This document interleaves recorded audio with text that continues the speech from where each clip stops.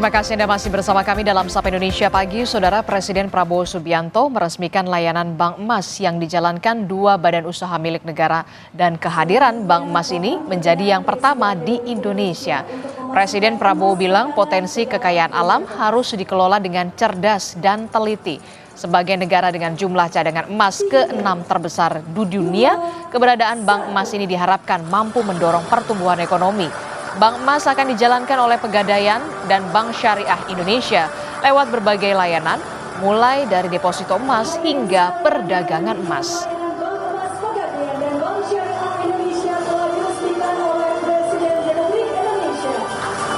Dan dalam pidatonya saat meresmikan layanan Bank Emas di The Gage Tower, Jakarta Pusat, Presiden Prabowo Subianto mengucapkan terima kasih sekaligus permintaan maaf kepada Presiden ke-7 Joko Widodo. Presiden Prabowo bilang Presiden ke-7 Joko Widodo berperan dalam pendirian Bank Emas lantaran persiapan pendirian Bank Emas memakan waktu hingga lebih dari 4 tahun sejak era pemerintahan Joko Widodo. Presiden Prabowo pun menyinggung seharusnya Jokowi turut dihadirkan dalam peresmian itu. Bahwa persiapan Bank Emas ini memakan waktu cukup lama. Kalau tidak salah, lebih dari 4 tahun. Takdir saya bahwa saya yang resmikan.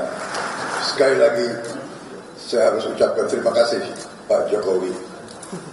Harusnya tolong saya sekat ya, kalau ada program yang jasanya pemerintah sebelumnya banyak, Presiden sebelumnya harus dihadirkan juga. Mungkin besok saya akan ketemu Pak Jokowi, saya akan minta maaf. Minta maaf Pak Jokowi, Bapak yang bekerja keras dengan menteri-menteri Bapak.